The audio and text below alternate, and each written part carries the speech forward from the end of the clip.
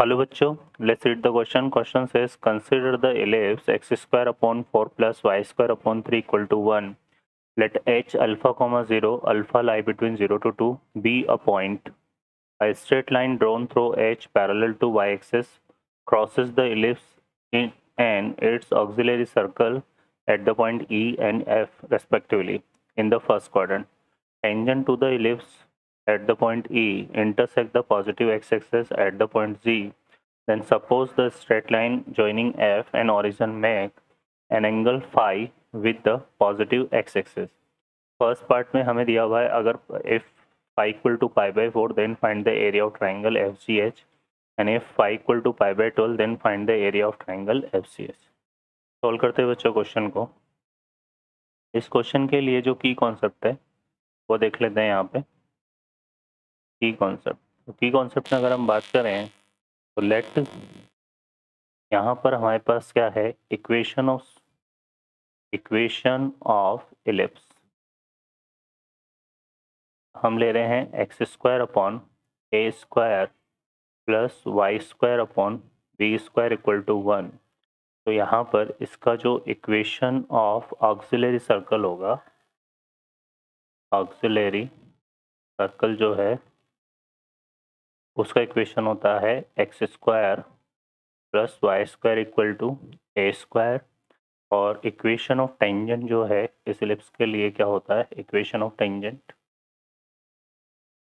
Ellipse के लिए होता है हमारे पास x upon A cos theta plus y upon B sine theta equal to 1.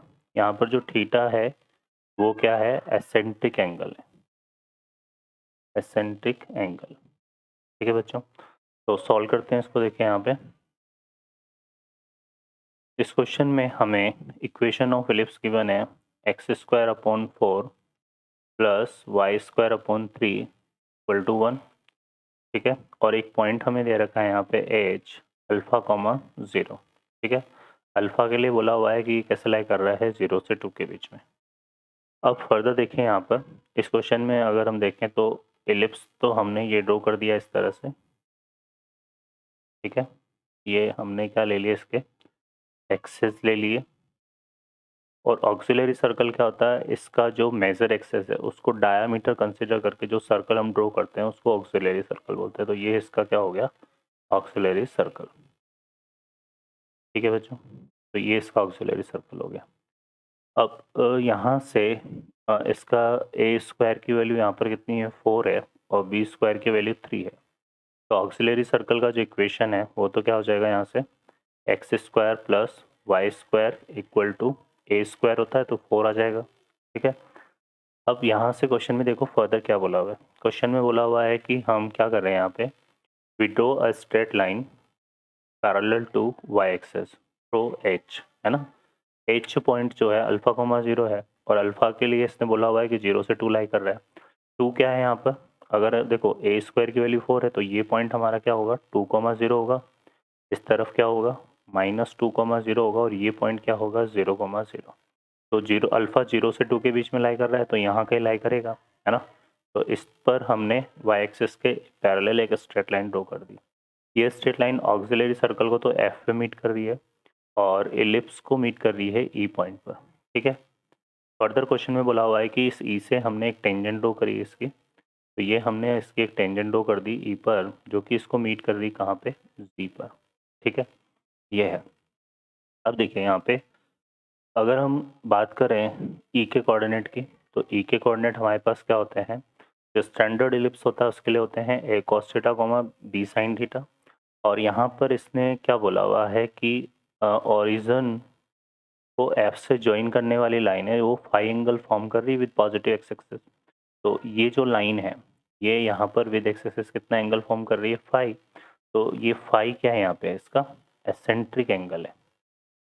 Phi क्या हो जाएगा इसका यहाँ पे, एसेंट्रिक एंगल.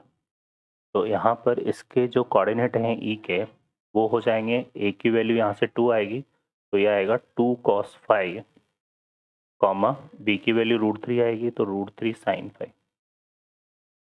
ठीक है, ये हमारे पास इसके कोऑर्डिनेट हो गए ई के. क्लियर है ना.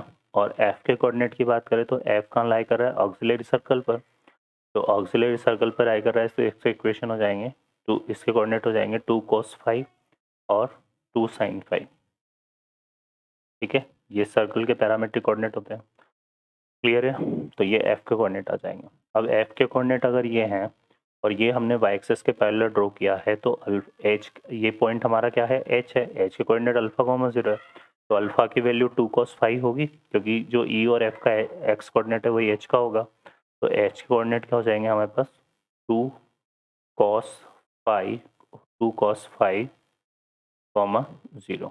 ठीक है बच्चों, अब क्वेश्चन में क्या बोला हुआ है कि हमने इस इलिप्स की एक टेंजेंट ड्रॉ करी है, तो टेंजेंट का इक्वेशन क्या होगा, x upon A cos theta होता है, थीटा की जगह फाइव लेना है अपने को और ए की जगह 2 लेना है, तो x by 2 cos five plus y by b कितना है, √3 है, साइन फाइव इक्वल टू 1। ठीक है, और ये जो टेंजेंट है ये जी को मीट कर रही है कहाँ पर, एक्स एक्सिस पे। तो इसमें हम y इक्वल टू 0 पुट करेंगे तो x कोऑर्डिनेट हमारे पास क्या जाएंगे। ठीक है, क्या करते हैं इसमें पुट कर देते हैं हम y इक्वल टू 0, तो g के जो कोऑर्डिनेट है वो हो जाएंगे 2 upon cos five 2 upon cos five comma 0। ठीक है, अब हमें क्या फाइंड करना है, हमें यहाँ पर फाइंड करना है एरिया ऑफ ट्राइंगल। ठीक है, हमें जो है एरिया ऑफ ट्राइंगल निकालना है किसका, ये एरिया ये ट्राइंगल लेना है एफ जी एच। ठीक है, ये ट्राइंगल है। ठीक है, तो इस ट्राइंगल का हमें एरिया फाइंड करना है। तो ये सीधे सीधे देखें तो ये राइट एंगल ट्राइंगल है जहाँ पर एच पर ही राइट एंगल है। तो इसका जो एरिया है यहाँ से अगर हम देखें तो एरिया ऑफ ट्राइंगल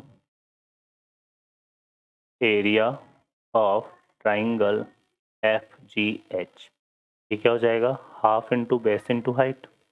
तो बेस हमारा क्या है, जी एच है, और हाइट हमारा एफ एच है। ठीक है, अब हमें एफ एच और एफ जी निकालना है, तो एफ एच को निकालें। तो एफ एच को देखें यहाँ से ये कितना आ रहा है, ये आएगा हमारे पास, इसका एक्स कोऑर्डिनेट तो सेम है, तो ये कितना आ जाएगा, 2 sin फाइव के इक्वल आ जाएगा, 2 sin फाइव के इक्वल आ जाएगा।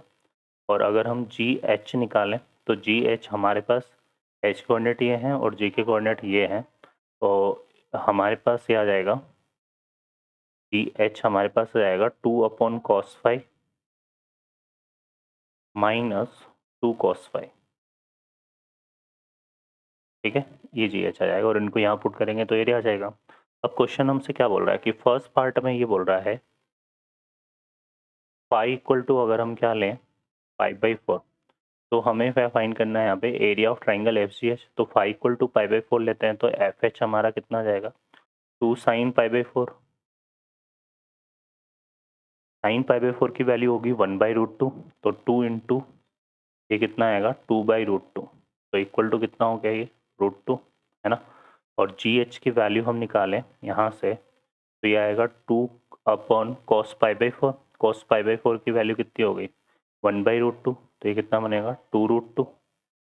और यहाँ पे कॉस π/4 1/√2, तो 2 से ये कटेगा तो √2 आ जाएगा, तो ये इक्वल टू कितना हो गया, √2।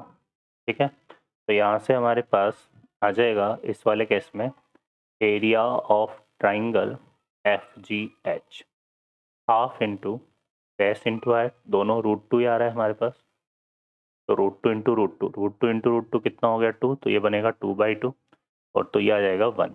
ठीक है, तो जो फर्स्ट पार्ट है उसमें हमारे पास एरिया ऑफ ट्राइंगल क्या आ जाएगा, 1 स्क्वायर यूनिट। ठीक है, ये आंसर होगा।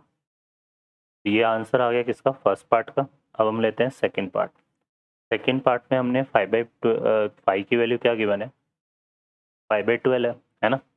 ये तो किसका निकाला हमने, फर्स्ट पार्ट का, और सेकंड में हमें दिया हुआ है 5 इक्वल टू 5/12। तो इसके रिगार्डिंग हम क्या निकालते हैं, पहले यहाँ से अगर देखें एफ एच निकालेंगे, एफ एच, तो ये कितना आएगा बच्चों, 2 sin 5/12। ठीक है, ये आ जाएगा, क्लियर है।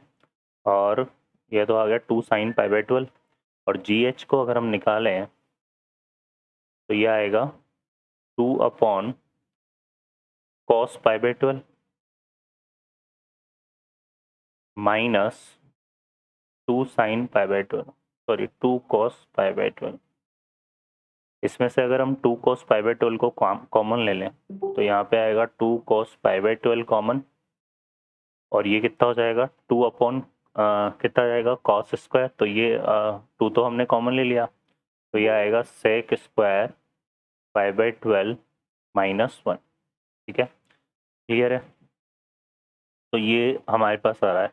अब हम इसको देखें यहाँ से, तो area of triangle, area of triangle F G H, ये हो जाएगा हमारे पास half into G H into F H. तो G H into F H करेंगे तो ये आएगा 2 sine pi by 12 into 2 cos pi by 12 और sec square pi by 12 minus 1। Sec square minus 1 क्या होता है बच्चों, टैन स्क्वायर, तो ये बनेगा टैन स्क्वायर पाई बाई 12। ठीक है, अब यहाँ से देखो 2 से 2 तो कैंसिल हो गया, और ये बन जाएगा 2 साइन ए कॉस से वाला फॉर्मूला, तो साइन 2 ए हो जाएगा ये। तो यहाँ से आ जाएगा हमारे पास कितना, साइन पाई बाई 6। ठीक है, ये बन जाएगा। और टैन स्क्वायर होता है sine square upon cos square, तो इसको हम क्या लिख सकते हैं, 1 minus cos pi by 6 upon 1 plus cos pi by 6। ठीक है, क्योंकि यहाँ पे देखो tan square theta equal to होता है बच्चों हमारे पास 1 minus cos 2 theta upon 1 plus cos 2 theta. ये फार्मूला यूज़ करेंगे यहाँ पर। ठीक है, तो यहाँ से देखो ये हमारे पास क्या हो गया, साइन पाई बाई 6 की वैल्यू हो गई 1/2, कॉस पाई बाई 6 की वैल्यू हो गई 1 माइनस ये आएगा √3/2, और ये आएगा हमारे पास 1 प्लस √3/2। ठीक है, तो ये कितना हो जाएगा बच्चों हमारे पास 2 माइनस √3 अपॉन 2 प्लस √3, और इनटू में कितना आ रहा है 2। इसको सिंप्लीफाई करने के लिए हम क्या करते हैं, इसका रैशनलाइजेशन कर देते हैं यहाँ से, तो ये आ जाएगा हमारे पास 2 माइनस √3 का whole square upon 2 into 2 plus √3, और यहाँ पे 2 माइनस √3। तो ये क्या बनेगा बच्चों, ये बन जाएगा 2 माइनस √3 का होल स्क्वायर, और अपॉन में कितना आ गया 2। ठीक है, तो ये हमारे पास आ जाएगा इसका आंसर। ठीक है बच्चों, तो इसको ये हो जाएगा हमारे पास क्या, यहाँ से अगर देखें तो ये आ जाएगा हमारे पास इसका सेकंड का आंसर ये आ जाएगा। ठीक है, ओके बच्चों, तो यहाँ से हमारे पास फर्स्ट पार्ट का आंसर तो आया था कितना, 1 स्क्वायर यूनिट, और सेकंड का आंसर आया था यहाँ पे 2 माइनस √3 का whole square upon 2 square unit. ये इसका फाइनल आंसर होगा। ओके बच्चों, I hope you understand well, best of luck, thank you.